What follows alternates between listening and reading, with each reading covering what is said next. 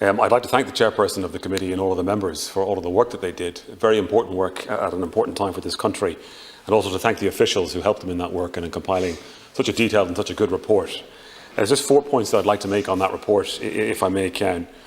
The first point to make is that I think it's very important that the committee worked concurrently with our experience of this pandemic. I think for major events such as the one that we're still experiencing, you need both. You need, at the time, reporting, investigation and recording. You also need a second piece of work where, after time has passed, you can take more of a reflection and a look back on what has happened. Both pieces need to be done, and that first piece has been done by the committee. I think it's a very important piece.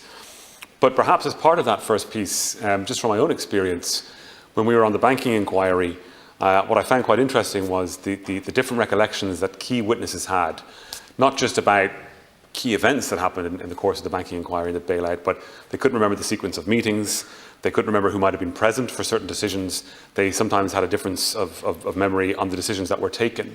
And that will happen in the course of time. In the passage of time, things will change in people's minds and in their memories. And so it might be useful at the moment to actually do an oral investigation with people who were key players when those decisions were taken in the first phase of this pandemic. I myself was a minister in that government, and I have to jog my memory to try and remember the sequence of certain events and certain decisions that were taken only 6 months ago. I think such a recording would be very useful, not for publication, maybe for publication down the years to better inform decision makers in the future. The second point I'd like to make in relation to the work of the committee is what wasn't clear to me from reading the report, and I didn't get to follow every committee meeting, was the extent to which the committee examined the structure of the state's response to the pandemic, not the decisions that were taken, but the fora or the structures within which those decisions were taken. We have a government decision as to what is the best way to deal with emerging crises, pandemics, acts of terrorism, severe weather events, the National Emergency Coordination Group, and I've spoken and written about this before.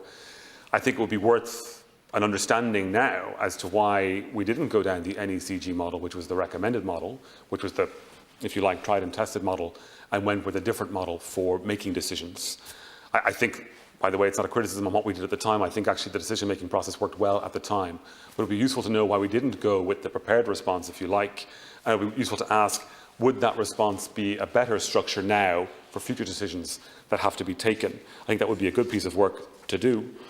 The third point I'd like to make around the committee's work is really a question as to why the committee is no longer sitting. We are still living through COVID-19. We are still trying to react and manage this pandemic in our society. Our citizens are still suffering the consequences, not just directly of the virus, but also the consequences of some of the decisions that we have taken to protect them from that virus.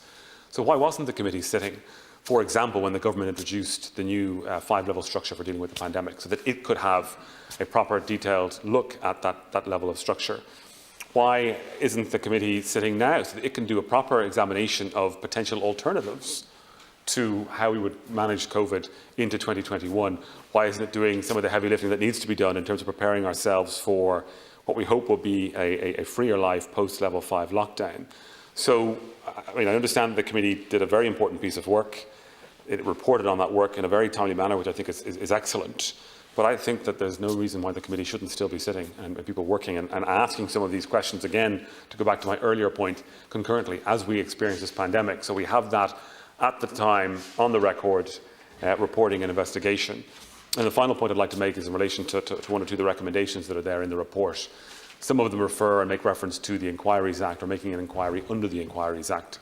I made this point separately this week in a separate forum, but the Inquiries Act, as someone who has experienced that Act in terms of doing the banking inquiry under the Act, needs significant amendments and changes to it. And the piece of work that would need to be done to amend that Act so that a future inquiry wouldn't run the risks that the banking inquiry ran, wouldn't, I suppose, have the potential which we had at certain points in the banking inquiry to perhaps not complete our work. That piece of work on amending the Inquiries Act is not a small piece of work. It would take, I would imagine, particularly how we are in our current working arrangements, 6 to 12 months to do. So if inquiries are to be held under the Inquiries Act into the future over things that have happened in the course of the past 12 months, that piece of work should be done so that people can be prepared to sit on those inquiries in the future. Thank you, Ken.